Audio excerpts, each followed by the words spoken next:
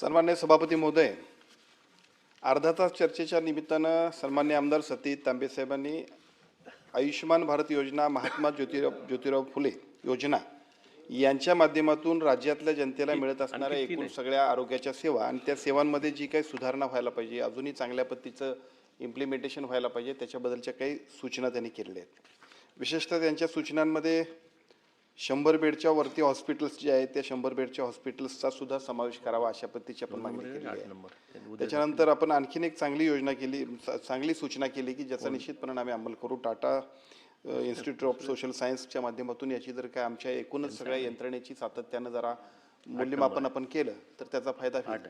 आम्ही निश्चितपणे ही सूचना स्वागत आहे. आम्ही त्याचा इम्प्लिमेंटेशन करण्यासाठी सुद्धा आजच आम्ही सूचना देतो की त्याची गरजच आहे. कारण दर्जेदार सेवा देत असताना त्याच्यामध्ये काय सुधारणा करायच्या असतील तर बाहेरच्या एखाद्या थर्ड पार्टीकडून आपण जर काय मूल्यमापन केलं तर अजून चांगलं. आणि टाटा सोशल इन्स्टिट्यूट सोशल सायन्सचा तर प्रश्नच नाही, त्यामुळे त्याचा उपयोग आपण करू. मी आपल्याला 2-3 गोष्टी निश्चितपणे आपल्या अर्धा तास चर्चेच्या निमित्तानं सांगेन की ग्रामीण रुग्णालयामध्ये सुद्धा आपण आता ही योजना आणली. विशेषतः आम्ही सगळेजण सत्तेत आल्यानंतर सन्मान्य मुख्यमंत्री महोदयाने आम्हाला तामिळनाडूला या सगळ्या योजनेची प्रत्यक्ष अंमलबजावणी कशी होते ती बघण्यासाठी पाठवलं. आणि तामिळनाडूमध्ये आमच्या असं लक्षात आलं की एकूण या योजनेतल्या पैशांपैकी 60% पैसे हे आपल्या सर्व शासकीय यंत्रणेत खर्च होतात. दुर्दैवाने ते महाराष्ट्रामध्ये मात्र 10% सुद्धा होत नाही. आणि त्याला कारण असं होतं की त्याच्यातले जे काय पॅकेजेस होते त्याच्यामध्ये इन्सेंटिव्ह जे होते ते वाढवले पाहिजे होते. आम्ही तिकडून आल्यानंतर आमच्याकडे खूप मोठी सुधारणा केली आणि आपल्या PSC लेवलपर्यंत या सगळ्या एकूणच महात्मा फुले आरोग्यदायी योजनेला आपण घेऊन गेलोय. आणि त्याच्यानंतर त्याच्यात अडचण काय होती की आपले लोक त्याच्यामध्ये काम करायला थोडंसं पुढे जात असतील तरी सुद्धा इन्सेंटिव्ह जे होता पूर्वीचा तो इन्सेंटिव्ह कमी होता. आम्ही तो इन्सेंटिव्ह वाढवला, 20% इन्सेंटिव्ह केला. त्यामुळे साहजिकच सगळेच आपले इन हाऊस डॉक्टर जे आहेत आता ते काम करण्यासाठी तयार आहेत. त्यांना आवश्यक असणाऱ्या सगळ्या गोष्टींची उपलब्धता करून देण्यासाठी मॅनपॉवर असेल, त्यांना IPHS काही एक्सपर्ट्स डॉक्टर आणायचे होते. एक्सपर्ट डॉक्टर जरा विशेषतः ग्रामीण भागामध्ये जायला थोडेसे तयार नसायचे. आम्ही आता कालच निर्णय घेतला 15 दिवसांपूर्वी आणि IPHSच्या डॉक्टरांना सुद्धा जे काय देतोय पैसे ते सुद्धा मी वाढवले की जेणेकरून ह्या सगळ्या सुविधा आम्ही ज्यावेळेला उपलब्ध करतोय त्यावेळी त्याचा योग्य अंमलबजावणी व्हायची असेल तर ज्या ज्या काही त्रुटी आहेत त्या दूर करायला पाहिजे. आता ग्रामीण रुग्णालयातल्या सगळ्या किंवा आपल्या शासकीय हॉस्पिटलमध्ये या सगळ्या सेवा वाढल्या पाहिजेत यासाठीचा आमचा प्रयत्न चालला आहे आणि तो चांगल्या पद्धतीने यशस्वी होतोय. दर महिन्याला आम्ही आढावा घेतोय तर त्या आढाव्यामध्ये PSC असेल, ग्रामीण रुग्णालय असेल, जिल्हा रुग्णालय असेल, महिला रुग्णालय असेल, याच्यामध्ये खूप चांगल्या पद्धतीनं MJPGYची योजना अतिशय चांगल्या पद्धतीने पुढे जाते. आपल्या या योजनेबरोबर दुसरा आपण सांगितलेला आणखीन एक मुद्दा असा आहे की एकूणच आत्ता चाललेलं जे काय आयुष्यमान भारत योजनेचं काम आहे, मी आपल्याला सांगतो की पहिल्या टप्प्यामध्ये या योजनेमध्ये 1356,000 होते. आयुष्यमान भारत योजना आपल्याबरोबर लागू झाल्यानंतर आता आपण 2399,000 झाले. म्हणजे खूप मोठं, म्हणजे सगळ्या नागरिकांच्यासाठी अतिशय महत्त्वाकांक्षी अशा पद्धतीची ही शासनाची योजना आहे. याचा अवेअरनेस करणं, याची प्रसिद्धी करणं हे सुद्धा आमची जबाबदारी आहे, ते आम्ही करू.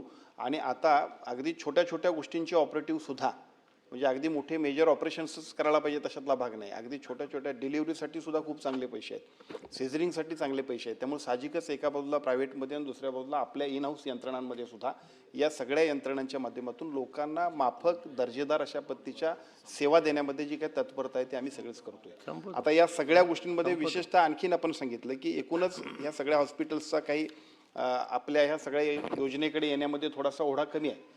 मी आपल्याला सांगतो की आपण आयुष्यमान भारत योजनेमध्ये गेल्यानंतर एक चांगला आपल्याला आणखीन फायदा झाला.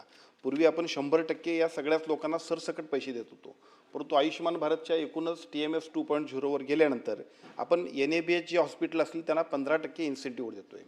NABH बरोबर ज्यांचा NCOS असेल त्यांना 15% इन्सेंटिव्ह देतोय.